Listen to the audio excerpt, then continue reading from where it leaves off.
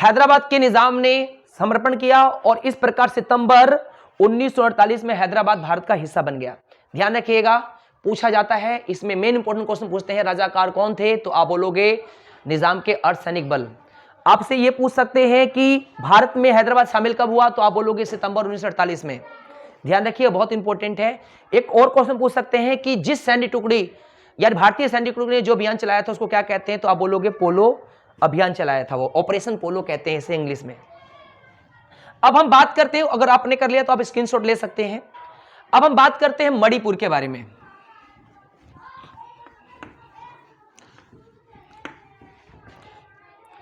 हम मणिपुर के बारे में बात करें तो मणिपुर के जो राजा थे, राजा बोधचंद्र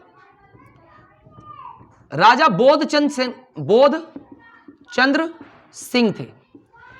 आप ये ध्यान रखना, राजा बोधचंद्र सिंह थे। इन्होंने आजादी के दौरान ही विलय पत्र पर यानी इंस्ट्रूमेंट ऑफ सक्सेशन पर हस्ताक्षर कर दिए थे, लेकिन इसका वहां की मणिपुर की जनता ने विरोध किया। इसलिए राजा ने निर्णय लिया कि वो जनमत संग्रह कराएंगे। और आखिरकार जनमत संग्रह वयस्क मताधिकार के माध्यम से हुआ, यानी हम कह सकते हैं सार्वभौमिक वयस्क मताधिकार के माध्यम से हुआ। अब पहली बार मतदान कराया गया ये जानने के लिए कि मणिपुर भारत में शामिल होगा या नहीं होगा, वो जून 1948 में मतदान कराया गया। और मतदान के तहत मणिपुर की जनता ने यह स्पष्ट कर दिया कि वो भारत में शामिल नहीं होना चाहते। इसके बाद मणिपुर में देखा जाए तो दो तरह की राय थी। यहां पर जो मणिपुर कांग्रेस है, पार्टी है, उसका मानना था कि भारत में शामिल होना चाहिए, बाकी अन्य पार्टियां नहीं चाहती थी भारत में शामिल हो। लेकिन इस दौरान भारत सरकार ने इसके राजा से बातचीत जारी रखी और अंततः जो है इंस्ट्रूमेंट ऑफ सक्सेशन पर हस्ताक्षर करा लिया और इस प्रकार मणिपुर भी भारत का अंग बन गया। तो आप लोग देखें कि मणिपुर जो है वो दोबारा से भारत का हिस्सा बन गया। इसमें मुख्य क्वेश्चन जो आता है 1 नंबर में कि मणिपुर के राजा का नाम क्या था, तो आप बोलोगे बोधचंद्र सिंह। और बोला जाएगा कि भारत में सबसे पहले सार्वभौमिक वयस्क मताधिकार का प्रयोग कहां किया गया था, तो आप बोलोगे कि मणिपुर में किया गया था। क्यों किया गया था, तो यह तय करने के लिए कि वहां की जनता भारत में शामिल होना चाहती है नहीं होना चाहती। क्लियर। अब हम बात करते हैं तीसरे टॉपिक पे,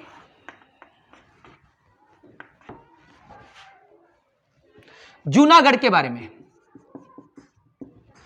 देखिए, मैंने आपको बता रहा हूं जूनागढ़ के जो राजा थे, ध्यान से सुनना, महावत खान यहां के राजा थे। इनका पूरा नाम महावत खान खिलजी है, या आप महावत खान याद रखें। महावत खान जो है यहां के राजा थे। इन्होंने आजादी के दिन यानी 15 अगस्त के दिन 1947 में यह कह दिया था कि वो भारत में शामिल नहीं होना चाहते, लेकिन इनकी मंशा थी ये पाकिस्तान में शामिल होना चाहते थे। ध्यान रखिएगा, पाकिस्तान में शामिल होना चाहते थे। और मैंने जैसे ऊपर बताया था कि इनके पास अधिकार था यहाँ के राजा पे कि वो किसी में भी शामिल हो सकते थे, भारत या पाकिस्तान में अलग नया देश बना सकते थे। तो महावत खान जो है जूनागढ़ के राजा थे और वो भारत में शामिल नहीं होना चाहते थे। उन्होंने आजादी के दौरान 15 अगस्त के दौरान ही ये बात कह दिया था और उनकी इच्छा वो पाकिस्तान के प्रति थी, वो पाकिस्तान में शामिल होना चाहते थे। लेकिन मणिपुर में अधिकतम आबादी जनसंख्या हिंदुओं की थी और जब यहां पे जनता की राय ली गई तो वहां पे जनता की राय में 90% जनता या 90% से ज्यादा जनसंख्या ऐसी थी जिन्होंने ये कहा कि उन्हें भारत में शामिल होना है। आखिरकार जनता का दबाव ज्यादा पड़ा और अंततः 20 फरवरी, याद रखिएगा 20 फरवरी 1948 के दिन जूनागढ़ भी भारतीय संघ में शामिल हो गया, या कहें कि उसमें विलय हो गया। आगे अगर आपने अगर स्क्रीनशॉट लेना ले लीजिए, ठीक है। अब मैं बात करता हूं अंतिम जिसको हमें बहुत दिक्कत हुई, वो था जम्मू कश्मीर। आप ये जानते ही हैं जम्मू कश्मीर में राजा हरि सिंह का शासन था, ये हिंदू थे। इन्होंने स्पष्ट कह रखा था कि ना वो भारत में शामिल होना चाहते हैं ना पाकिस्तान में। मैं आपको एक बात और बताना चाहता हूं, भारत में जितने भी देश रियासतें थी उन सबकी सीमाएं हिंदुस्तान या भारत से मिलती थी, लेकिन जम्मू कश्मीर ऐसा था जिसकी सीमाएं पाकिस्तान से काफी करीब थी और मिलती थी। और आपको बताया था कि ज्यादातर देसी रियासतों को सरदार वल्लभ भाई पटेल की सहायता से आजादी के दौरान तक ही भारत में शामिल कर लिया गया था, लेकिन जम्मू कश्मीर ने मना कर दिया था। ऐसे में पाकिस्तान के घुसपैठी जो कबायली थे वो अक्टूबर 1947 में जम्मू कश्मीर के एक क्षेत्र में घुस गए। इसकी खबर हरि सिंह को लगी तो उन्होंने क्या किया, नेहरू से बात किया और भारतीय सेना को मंगवाया। भारतीय सेना तुरंत गई और क्षेत्र को खाली कराया। इसी दौरान हरि सिंह ने स्पष्ट कर दिया कि उन्हें भारतीय संघ में शामिल होना है और उन्होंने दस्तखत भी कर दिए। ऐसे में क्या हुआ, नेहरू जी ने इस बात का विशेष ध्यान रखा कि कोई बात नहीं, ये हमारे हिस्सा तो बन गए, पर उन्होंने इसको विशेष राज्य का दर्जा दिया क्योंकि हरि सिंह की इच्छा थी पहले भी कि वो जम्मू कश्मीर को इसलिए अलग रखना चाहते थे क्योंकि वो चाहते थे कि उनकी संस्कृति बनी रहे।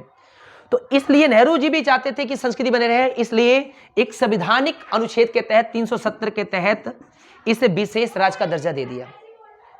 हमें यह बात समझना है, इस चैप्टर में ज्यादा भी नहीं है, हम इसे अलग वीडियो बना के बताएंगे सारा। अब खाली केवल इतना समझ लीजिए। इसके बाद जो है मैं आपको बताना चाहता हूं 370 को अब हटा दिया गया है 6 अगस्त 2019 में, अब इसको निलंबित कर दिया गया है। और उसके बाद अब देखा जाए तो जम्मू कश्मीर अब केंद्र शासित प्रदेश है। अब हम अभी देखते हैं कि हमारे कितने क्वेश्चन हमारे कवर हो गए हैं। जो क्वेश्चन कवर नहीं हुए होंगे उसको हम अभी देख लेंगे। ऑलमोस्ट हमारे कवर हो गए होंगे, तो इसको जिसका है उतार लें। जम्मू कश्मीर के राजा का नाम अभी याद रखेंगे और साथ साथ में याद रखना कि 370 धारा कब हटी, तो 6 अगस्त 2019। वर्तमान समय में जम्मू कश्मीर को कौन सा दर्जा प्राप्त है, तो केंद्र शासित प्रदेश का दर्जा प्राप्त है।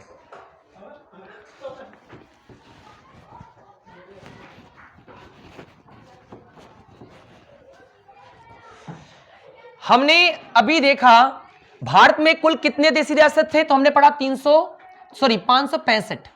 अभी हमने देखा था 565 देशी रियासतें थी। किन रजवाड़ों को भारतीय संघ में शामिल करने में कठिनाई आ रही थी, तो हमने देखा कि 4 ऐसे देशी रियासतें थे जिनको भारत में शामिल करने में दिक्कत आ रही थी। पहला था हैदराबाद, दूसरा था मणिपुर, तीसरा था जूनागढ़ और चौथा था जम्मू एंड कश्मीर। यह ध्यान रखना, यह क्वेश्चन बहुत इंपॉर्टेंट है। आगे भारतीय साम्राज्य कितने भाग भारतीय साम्राज्य में कितने भाग में देशी रजवाड़े थे, तो भारत में जितना क्षेत्रफल था उसका 1/3 हिस्सा था। 1/3 हिस्सा जो था वो देशी रियासतों का था। और भारत का हर चौथा व्यक्ति जो था उसका संबंध किससे था, देशी रियासत से था। जो चौथा व्यक्ति था उसका संबंध किससे था, देशी रियासत से था। आगे देखते हैं, हम थर्ड क्वेश्चन देखते हैं। किस रजवाड़े ने सबसे पहले भारत में मिलने से इनकार कर दिया था, तो हमने देखा था वो त्रावणकोर था। क्या था वो, त्रावणकोर था, जो वर्तमान में कहां है, केरल में। हम बात करते हैं नेक्स्ट, हैदराबाद के सम्राट को किस नाम जानते थे, तो हमने डिस्कस किया निजाम के नाम से जानते थे और दुनिया के दौलतमंद लोगों में से एक था ये। किस पत्र पर हस्ताक्षर करके देशी रजवाड़ों को भारतीय संघ में शामिल किया गया, आपको पता है इंस्ट्रूमेंट ऑफ एक्सेशन।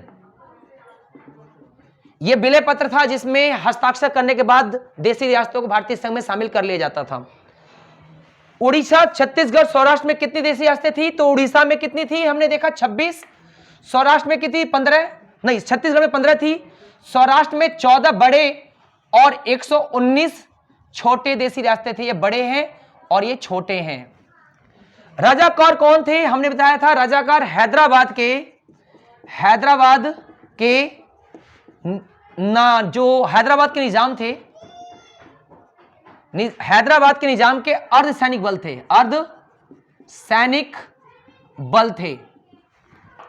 आगे हम बात कर रहे हैं हैदराबाद की सीमाएं किन से जुड़ी हुई थी, तो हमने देखा बेटा इससे किससे जुड़ी हुई थी, तो ये जुड़ी हुई थी हमारी महाराष्ट्र से, दूसरी जुड़ी हुई थी आंध्र प्रदेश से और तीसरी जुड़ी थी कर्नाटक से। और हमने पहले बताया कि हैदराबाद सबसे बड़ा देशी रियासत था। हैदराबाद भारत में कब शामिल हुआ, तो हमने बताया था सितंबर 1948 में, जब हमारी सेना ऑपरेशन पोलो अभियान के तहत गई थी। मणिपुर के राजा का नाम क्या था, तो हमने बताया था बौद्ध चंद्र सिंह नाम था राजा का। कौन से राज्य में सबसे पहले सार्वभौमिक व्यस्त मताधिकार कराया गया था? तो बताया था मणिपुर। मणिपुर में कराया गया था जून 1948 में, क्योंकि इसके माध्यम से तय करना था कि मणिपुर की जनता भारत में शामिल होना चाहती है नहीं। सरदार पटेल की रजवाड़ों के बिलों में क्या योगदान था? तो इनके प्रयासों से लगभग सभी देसी रियासतों को, लगभग 565 देसी रियासतों को भारतीय संघ में शामिल कर लिया गया था। इसी कारण से इनको लौह पुरुष भी कहते हैं। सरदार पटेल को लौह पुरुष क्यों कहते हैं? तो हमने बताया आप लोगों को, इसलिए क्योंकि इन्होंने 565 देसी रियासतों को भारत में मिलाने में अहम भूमिका निभाई थी। उन्हीं के सम्मान में स्टैच्यू ऑफ यूनिटी गुजरात में स्थापित की गई है, ताकि इनके किए गए कामों को दोबारा याद किया जा सके। जूनागढ़ भारत में कब शामिल हुआ? तो जूनागढ़ भारत में कब शामिल हुआ, इसके शासक का नाम क्या था? तो हमने बताया था जूनागढ़ जो है वो 20 फरवरी के दिन 20 फरवरी 1948 को शामिल हुआ था, और राजा का नाम था महावत खान। आगे हम बात करते हैं जम्मू कश्मीर भारत में कब शामिल हुआ, इसके शासक का नाम? तो हरि सिंह नाम था, इनके शासक का नाम हरि सिंह नाम था, और ये अक्टूबर 1947 में इन्होंने विलय पत्र पर हस्ताक्षर कर लिया था। और आपको बताया था इन्हें विशेष राज्य का दर्जा दिया था 370 के तहत, लेकिन 6 अगस्त 2019 में इस धारा को हटा दिया गया। आगे हम बात करते हैं जम्मू कश्मीर को विशेष राज्य का दर्जा किस संवैधानिक अनुच्छेद के तहत दिया गया था? तो बताया था 370 के तहत। 370 को कब निलंबित किया गया? तो आप ध्यान रखेंगे 6 अगस्त 2019 के दिन। रियासत के संदर्भ में कौन सी बातें महत्वपूर्ण थी? रियासत के संदर्भ में महत्वपूर्ण बात यह थी कि वो या तो भारत में शामिल हो सकते थे, या पाकिस्तान में शामिल हो सकते थे, या अपना एक अलग देश बना सकते थे। ब्रिटिश इंडिया कितने भागों में बांटा गया था? तो हमने बताया 2 भागों में बांटा गया था। ब्रिटिश इंडिया को 2 भागों में बांटा गया था, एक ब्रिटिश भारतीय प्रांत और दूसरा था देसी रियासतें। हमने बताया कि ब्रिटिश भारतीय प्रांत में डायरेक्ट अंग्रेजी हुकूमत शासन करती थी, और जबकि देसी रियासतों में वहां के स्थानीय राजा शासन करते थे। नेक्स्ट क्वेश्चन है, रियासतों के राजाओं ने किन की सर्वोच्चता स्वीकार की थी? तो जितने भी राजा थे रियासतों के, उन्होंने अंग्रेजी शासन की सर्वोच्चता स्वीकार की थी। और हमने नेक्स्ट देखा रजवाड़ों को क्या विशेषाधिकार प्राप्त थे? तो एक ही बार रिपीट हो गया है। तो रजवाड़ों को जो विशेषाधिकार था, या तो भारत में शामिल हो सकते थे, या पाकिस्तान में शामिल हो सकते थे, या अपना एक अलग देश बना सकते थे। आज के लिए बस इतना ही। अगर चैनल अच्छा लगा हो तो सब्सक्राइब, लाइक और शेयर कर दें। धन्यवाद।